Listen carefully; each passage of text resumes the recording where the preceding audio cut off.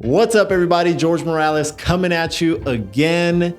Hope you guys are doing well. We're talking about the foolproof way to buy your first home and the 3 rules behind it. Quick and easy. And it's interesting because the way I was thinking about this is I talk to clients all the time that are considering buying their first home, right? And a common question that I get is it a good time to buy right now, right? Because, home prices are through the roof and interest rates are still up.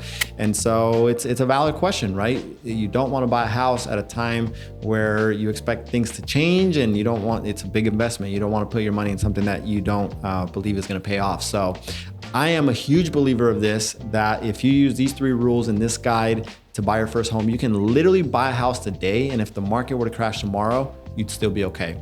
And so we'll get right into it. The first one is super quick and easy. And you were taught this even outside of home ownership, is always buy within your means.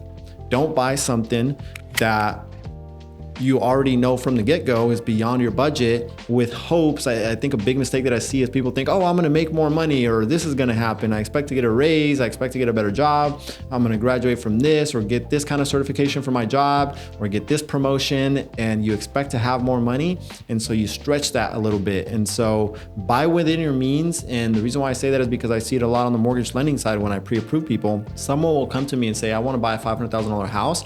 And I'll say, hey, congrats, you're pre-approved for $500,000. And also, you're also approved for up to $600,000 or $700,000. This is your maximum. And the reason why I provide that is I want to let them know what their max might be in case they see a home that they absolutely fall in love with, so they don't have to come back to me and ask, hey, do I qualify for that higher price range? I want to be able to provide that at that point. But it's kind of tricky, and it's a double-edged sword because, and I try to explain this to clients, is just because I give you this maximum dollar amount doesn't mean that you need to go out there and start looking at these $600,000-$700,000 homes.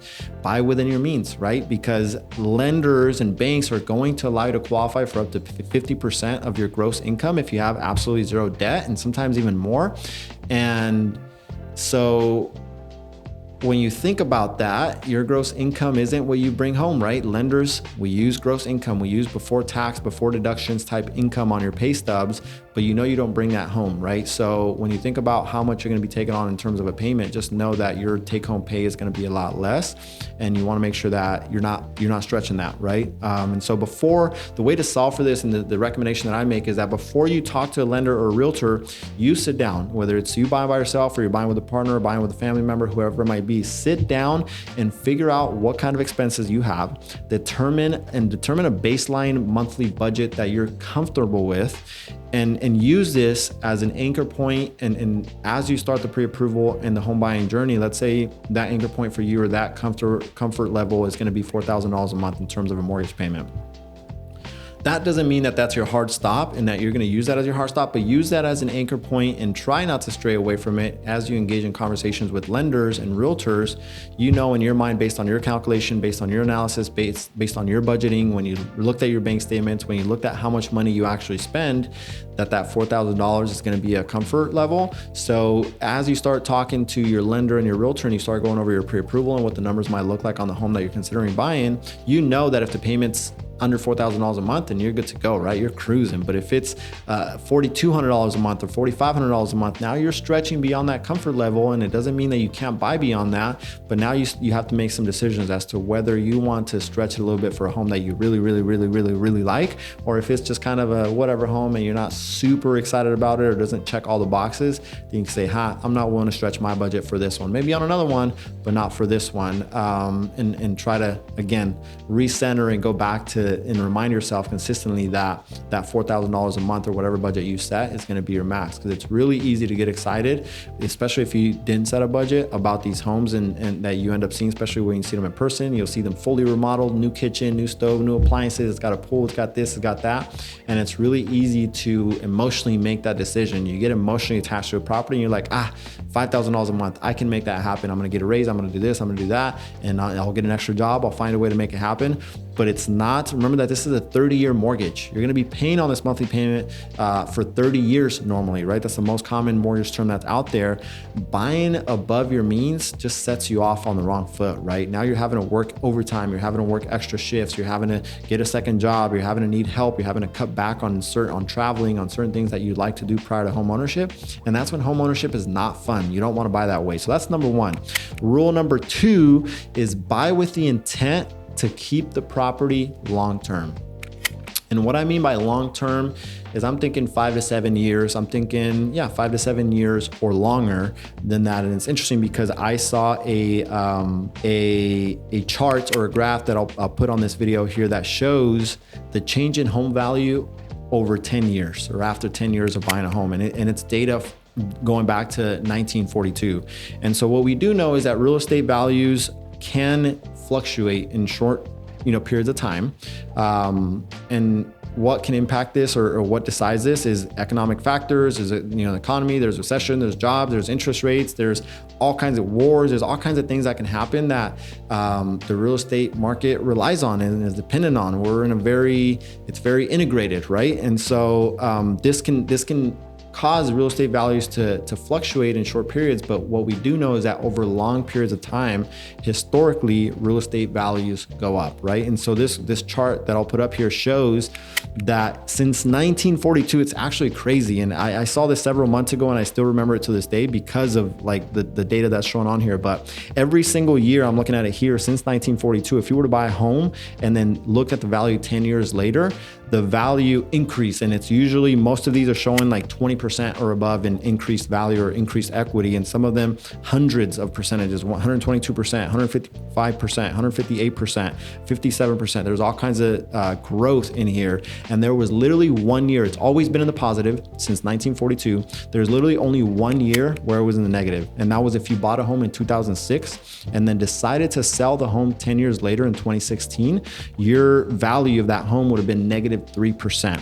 Every other year since 1942 has been a positive. And the lowest one after this was 1% in 2007. And then it was 5% in 2005, it looks like. But everything else outside of that is 10%, 20%, 30%, 100%. It's huge, right? So I say this just to let you know that, again, if you buy a home with the intent to keep it long-term, even if the market was to crash tomorrow. Literally, let's say you get the keys to your home today, you're celebrating, you're at the key day video, you're taking shots, you're popping champagne bottles, you're doing all that stuff. And tomorrow the market crashes, you're okay if you don't intend to sell in 1 or 2 years, right? Because it'll take some time for the market to recover if the worst was to happen, worst case scenario. But over 5 to 7 year period of time, maybe 10, then it'll recover just like it did, when people bought their homes in, 2005, 6, 7, 8, 9. It took some time for the market to go ahead and recover. And but their idea, if they bought with the intent to keep the property long term, they don't have to worry about that, right? So, but if you buy that home and you think, oh, I'm gonna flip this thing, in 6 months, or I'm gonna sell it in 1 to 2 years and buy a bigger one, you could lose money in that situation, right? And then with that said, rule number 3 is this is an easy one. Rule number 3, we were taught this, I think even before, buying homes, is buy with an emergency fund in place, or have an emergency fund set up before you buy the home. You should have one already if you're not a homeowner. But more importantly, now that you own a home, remember you're taking on a 30-year mortgage, and things can happen whether you rent or you own. Whether you're a renter or a homeowner, you can lose your job. You can have an accident where you are forced to take some time off. You can get laid off. The economy can be bad. Something can happen, right? You can have a growing family where your expenses are going up now and you have the same income, right? So things can happen. And if you lose your ability to earn your income, you're not going to be able to make your mortgage payment. And if you can't make your mortgage payment, this negatively impacts your credit score. This is going to tank your credit score. Literally, with just one late mortgage payment, your score will probably drop by 100 points or more. And that's just one late mortgage payment, right? You can worst scenarios that you can get foreclosed on if you miss X amount of payments. Right now, you risk losing that home, and you don't want to buy that way. That's not a fun way to go ahead and buy. So buy with an emergency fund in place. And what this is going to allow you to do, having some reserves, is going to allow you to, if you lose your job or lose your ability to earn income, or you can't make your mortgage payment for a few months with your standard employment or self-employment income, you'll be able to have that peace of mind that you have some money stacked back to the side that allows you to get by for a few months while you recover, right? So if you were to lose your job, let's say it takes you 3 to 6 months to go and find a job, you'll have that emergency fund or those reserves in place so that you can continue to make your mortgage payment and pay your bills and buy groceries and do all that stuff, so that by the time that you do find another job, you're able to go ahead and get back up to speed, and you'll replenish that emergency fund and those reserves, and you'll be good to go.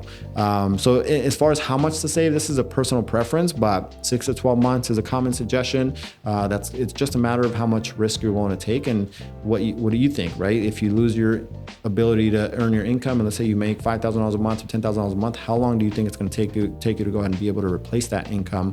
And so it's all just a matter of preference. So 3 rules to go ahead and follow to make sure that you can buy your first home, and it's going to be in a foolproof way. Rule number 1 is buy within your means. Rule number 2 is buy with the intent to keep the property long-term. And rule number 3 is buy with an emergency fund in place. So hopefully this was helpful for you. Hopefully this added value.